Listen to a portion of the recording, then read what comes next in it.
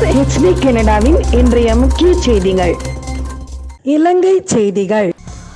இந்து சமுத்திர பிராந்தியத்தில் உள்ள அபிவிருத்தி வாய்ப்புகளை அதிக அளவில் பயன்படுத்திக் கொள்ள வேண்டும் என்பதே ஜனாதிபதியின் எதிர்பார்ப்பாகும். எந்தவொரு நாட்டுக்கும் தனியாக முன்னேற முடியாது. இரு தரப்பினருக்கும் பயன்கள் கிடைக்கும் வகையிலும் அச்சுறுத்தல் இல்லாத வகையிலும் இந்திய இலங்கை உறவுகளை வலுப்படுத்துவதே நோக்கமாகும். வெளிநாட்டு அலுவல்கள் அமைச்சர் அலிசப்ரி. வளர்ந்து வரும் உலகின் மிகப்பெரிய பொருளாதார பிராந்தியங்களில் ஒன்றான இந்து சமுத்திர பிராந்தியத்தின் அபிவிருத்தி வாய்ப்புகளை பயன்படுத்திக் கொள்வதே ஜனாதிபதி ரணில் விக்ரமசிங்கவின் எதிர்பார்ப்பாகும் என வெளிநாட்டு அலுவல்கள் அமைச்சர் அலிசப்ரி தெரிவித்துள்ளார். இன்று உலகில் எந்தவொரு நாடும் தனித்து முன்னேற முடியாது. உலகில் உள்ள அனைத்து அபிவிருத்தியடைந்த நாடுகளும் பிராந்திய கூட்டாண்மை மூலம் அந்த முன்னேற்றத்தை அடைந்துள்ளன. இருதரப்பினர்களுக்கும் நன்மை பயக்கும் வகையில் இந்திய இலங்கை உறவுகளை மேம்படுத்தி இலங்கையின் அபிவிருத்தி எதிர்பார்ப்புகளை நிறைவேற்றுவதே ஜனாதிபதியின் வேலை திட்டமாகும் என்றும் அமைச்சர் தெரிவித்துள்ளார். I will just give you a brief overview in English. Basically, His Excellency President Ranil Wickremesinghe and his delegation concluded a two-day very successful visit to India. During his visit, he met the External Affairs Minister, the National Security Advisor, and finally, His Excellency Narendra Modi, Prime Minister, together with his delegation. Those discussions went on for a few hours. Toward the end of the discussion, we also went and paid a visit to a courtesy call to the President of India. So overall, discussions were held in very cordial atmosphere, discussed matters in a frank, pragmatic and a futuristic manner. The whole discussion centered around economic cooperation between the two countries. The idea is both countries and all of us believe that there is a huge opportunity for the whole region to grow into economic power. It is accepted norm in the world that 2/3 of the growth during the next 2 to 3 decades will come from the Asia Pacific region. So with that, there is a huge opportunity presented for all of us to cash on and uplift the living standard of our countries. So in doing so, rather than stand alone, it's important that we work as a team. That's how the European Union had developed as a region. The Middle East has developed as a region.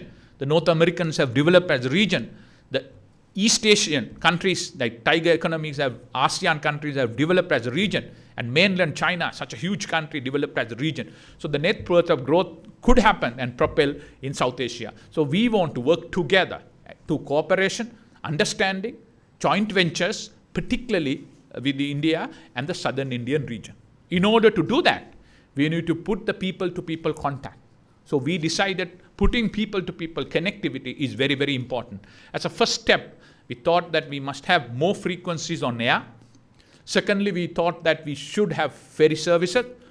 Thirdly, on the long run, we also thought we must at least have a feasible study done in order to looking at the long-term connectivity through either road or through the ferry services where other than some other countries have done, on port and off port, where you come on a vehicle, get into a barge or with your vehicle and go there, and most of the countries are doing it.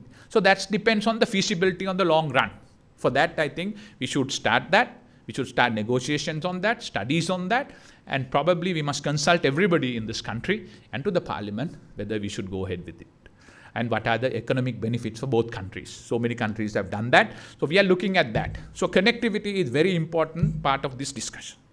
Secondly, how to get the maximum support for our economic development in the country. We also thank His Excellency the President, thank the Indian government and the Prime Minister for the support during the crucial stage of Sri Lankan economy last year, during which they supported us with about 4 billion worth of credit lines.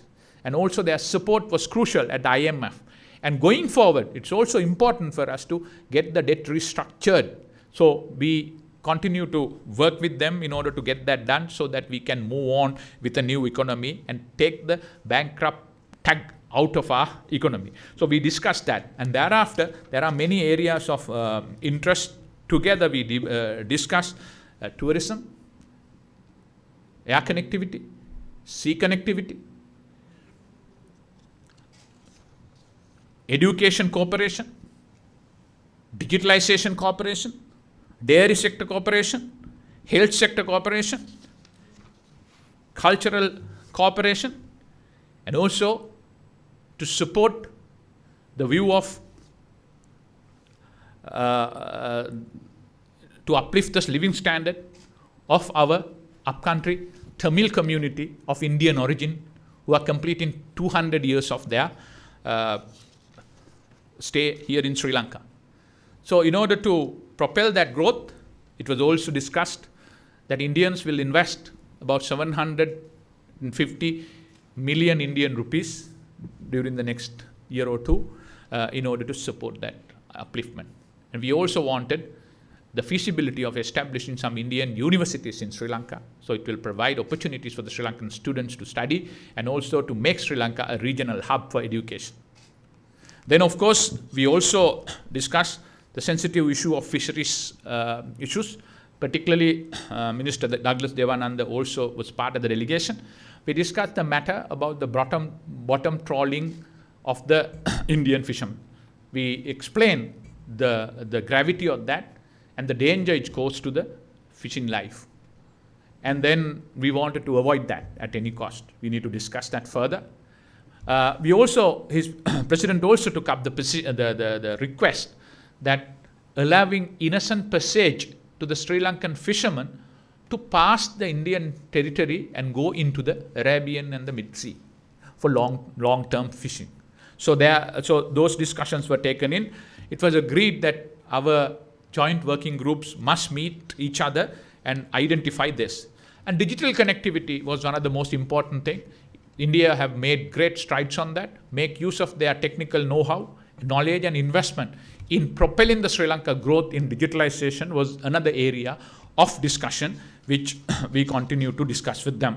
Thirdly, we also know we need technical assistance in improving our agriculture sector, dairy and animal husbandry. We discussed that. We also decided to continue to discuss this further. Defense and maritime cooperation in order to prevent human trafficking, in order to prevent drug trafficking, in order to prevent all sorts of smuggling, and how to cooperate with each other was discussed. And then there was an agreement, a sense of agreement in both sides that we must strive hard to keep our region and Indian Ocean as a peaceful region to allow peaceful atmosphere in order to allow the growth to take place and development of this whole region. Accordingly, we decided that either party and both countries will commit not to create any situation which could be a threat to the legitimate interest of each other's security concerns, legitimate security concerns. Apart from that, there were many other important discussions were taken place.